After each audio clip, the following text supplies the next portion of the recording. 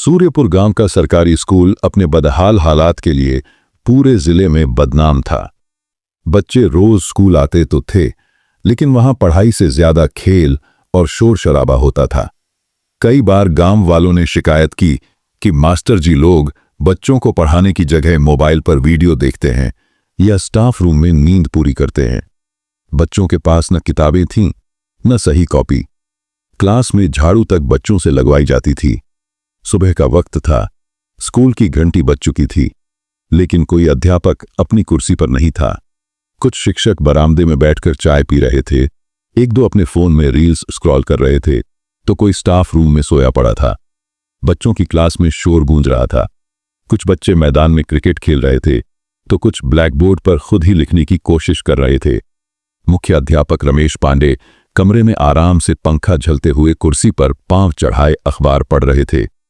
उन्हें यह एहसास तक नहीं था कि उसी वक्त जिले की नई डीएम अनामिका सिंह ने अचानक स्कूल निरीक्षण का फैसला किया है। डीएम अनामिका कुछ ही दिनों पहले जिले में आई थी। उनकी सादगी और सख्त कार्यशैली की चर्चा पूरे जिले में थी। उन्होंने तय किया था कि सबसे पहले शिक्षा व्यवस्था को ठीक करना है। सुबह 10 बजे वे बिना किसी पूर्व सूचना के, बिना सरकारी काफिले के, केवल एक जीप और 2 स्टाफ अधिकारियों के साथ स्कूल पहुंची। जैसे ही स्कूल का गेट खुला, चपरासी बब्बन लाल ने उनींदी आंखों से पूछा, कौन है आप? अनामिका ने मुस्कुराकर कहा, हम बच्चों की मिड डे मील जांच के लिए आए हैं। बब्बन लाल ने अनमने मन से उन्हें अंदर जाने दिया। जैसे ही डीएम ने कदम रखा, उनकी नजर स्कूल की दीवारों पर पड़ी। जगह जगह पान की पीक, टूटी कुर्सियां और फटे पोस्टर लगे थे। मैदान में गायें चर रही थीं।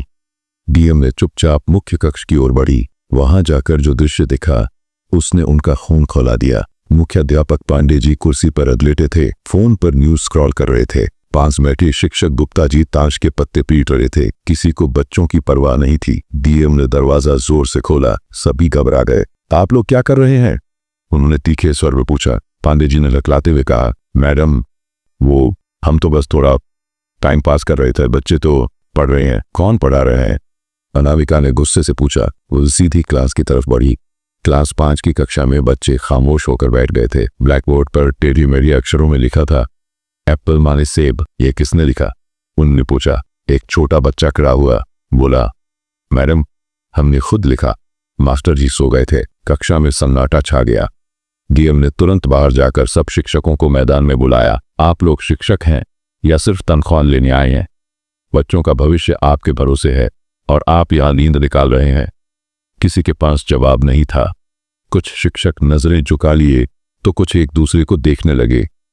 डीएम ने सख्त लहजे में कहा, आज से आपकी आराम की नौकरी खत्म। जो पढ़ाने नहीं आएगा उसे यहां से बाहर का रास्ता दिखाया जाएगा। उन्होंने तुरंत अपने स्टाफ को आदेश दिया कि मोबाइल से पूरी वीडियो रिकॉर्डिंग की जाए। यह रिपोर्ट सीधे शिक्षा निदेशक और मुख्यमंत्री कार्यालय भेजी जाएगी। उन्होंने कहा। इतना कहते ही एक टीचर बोला, मैडम, माफ कीजिए, बच्चे नहीं पढ़ना चाहते, हम क्या करें? डीएम ने उसे घूरते हुए कहा, बच्चे नहीं पढ़ना चाहते या आप नहीं पढ़ाना चाहते? बाहर खड़े बच्चे सब कुछ देख रहे थे। उनके चेहरों पर पहली बार डर नहीं बल्कि उम्मीद की चमक थी। तभी डीएम ने अचानक पूछा, आज का मिड डे मील बना या नहीं? चपरासी बोला, अभी बन नहीं पाया मैडम, चावल नहीं आया। डीएम ने खुद रसोई में जाकर देखा, बर्तन जले हुए थे, कोनों में चूहे घूम रहे थे। उन्होंने तुरंत फोटो खिंचवाई और बोली, अब मुझे समझ आ गया कि बच्चे भूखे क्यों रहते हैं और स्कूल बंद क्यों हो जाते हैं। वह बाहर आकर बच्चों से बोली, कल से मैं खुद रोज 1 घंटे के लिए आऊंगी, देखती हूं कौन टीचर गायब रहता है। मुख्याध्यापक ने घबराकर कहा, मैडम, हम सुधर जाएंगे, कृपया रिपोर्ट मत भेजिए। अनामिका ने कहा, सुधार डर से नहीं, जिम्मेदारी से होता है। वह गुस्से में बाहर निकली, लेकिन उनके मन में ठान चुकी थी कि अगली सुबह वह इस स्कूल में बिना बताए दोबारा आएंगी और इस बार सख्त कार्रवाई होगी। अगली सुबह सूरज उगने से पहले ही डीएम अनामिका अपनी टीम के साथ स्कूल के लिए रवाना हो गईं। इस बार उन्होंने अपनी गाड़ी कुछ दूरी पर रुकवाई ताकि किसी को भनक न लगे। वे पैदल ही स्कूल की ओर बढ़ीं। सुबह के 9 बज चुके थे। बच्चे तो आ चुके थे, लेकिन टीचर अभी तक नहीं पहुंचे थे। कुछ बच्चे मिट्टी में खेल रहे थे, कुछ बरामदे में बैठे बातें कर रहे थे। डीएम ने धीरे से गेट खोला और अंदर दाखिल हुई। स्कूल का दृश्य वैसा ही था, आलस्य, लापरवाही और अराजकता। उन्होंने बच्चों से पूछा, तुम्हारे मास्टर जी कहाँ हैं? एक लड़की बोली, मैडम वो चाय पीने गए हैं, रोज देर से आते हैं। डीएम ने तुरंत अपनी घड़ी देखी, सुबह के 9 थास। थोड़ी देर बाद 4-5 शिक्षक हंसते बोलते स्कूल पहुंचे। किसी के हाथ में समोसा था, कोई फोन पर किसी सीरियल की बात कर रहा था। उन्हें यह नहीं पता था कि आज उनकी तकदीर बदलने वाली है।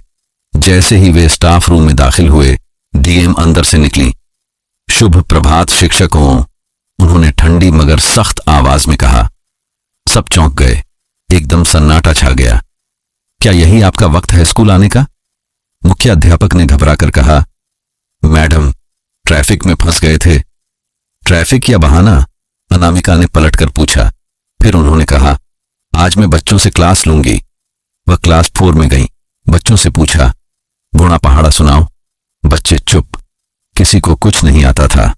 अंग्रेजी में कोई कुछ बोलो, फिर भी सन्नाटा। डीएम ने मुड़कर शिक्षकों से कहा, आप लोग क्या पढ़ा रहे हैं इन बच्चों को? आप तनख्वाह लेते हैं देश बनाने के लिए या भविष्य बिगाड़ने के लिए? अब उन्होंने आदेश दिया, सभी टीचर अपने मोबाइल डेस्क पर रख दें। सबने मोबाइल जमा किए। कई के फोन में फेसबुक और गेम खुले थे। अनामिका ने खुद एक फोन उठाया, उसमें पबजी चल रहा था। उन्होंने कैमरे की तरफ देखते हुए कहा, यही है असली कारण कि सरकारी स्कूल पीछे हैं। उन्होंने उसी समय जिला शिक्षा अधिकारी को फोन लगाया। साहब, सूर्यपुर स्कूल में सभी अध्यापक ड्यूटी के वक्त मोबाइल चला रहे हैं। मैं चाहती हूं कि अभी के अभी सस्पेंशन ऑन ऑर्डर निकले। थोड़ी देर में शिक्षा अधिकारी का मेल आया, 3 शिक्षकों का तत्काल निलंबन आदेश। डीएम ने बच्चों से कहा, अब मैं चाहती हूं कि आप सब हर दिन स्कूल आएं। अगर कोई मास्टर नहीं पढ़ाए तो सीधे मेरे दफ्तर में शिकायत भेजना। बच्चों के चेहरे पर मुस्कान थी। गांव के लोग जो बाहर खड़े थे पाइयां बजाने लगे। डीएम ने भीड़ की ओर मुड़कर कहा, शिक्षा सबसे बड़ा हथियार है, लेकिन जब यह हथियार आलसी हाथों में चला जाए तो समाज कमजोर हो जाता है। उन्होंने तुरंत आदेश दिया कि स्कूल की मरम्मत और सफाई अगले 10 दिनों में पूरी होनी चाहिए। कक्षाओं में टेबल कुर्सी ठीक हो, बाथरूम साफ हो और बच्चों के लिए पीने का पानी सुनिश्चित हो, उन्होंने कहा। मुख्य अध्यापक सिर झुकाए खड़े रहे। उन्होंने डरते हुए कहा, मैडम गलती हो गई, माफ कीजिए। अनामिका ने कहा, माफी तब मिलती है जब गलती पहली बार हो, लेकिन यहां तो गलती को रूटीन बना लिया गया है। अंत में उन्होंने ब्लैक बोर्ड पर खुद लिखा, ईमानदारी से काम करने वाला शिक्षक ही असली राष्ट्र निर्माता होता है। फिर बच्चों से कहा, अब से मैं हर हफ्ते अचानक स्कूल आऊंगी। गांव वालों ने तालियां बजाईं। बच्चों ने धन्यवाद मैडम कहा। उस दिन के बाद से सूर्यपुर स्कूल में एक नया अध्याय शुरू हुआ। सुबह समय पर टीचर आने लगे, बच्चे भी उत्साह से पढ़ने लगे और हर दीवार पर डीएम अनामिका की तस्वीर लग गई, जिसने डर नहीं बदलाव लाया।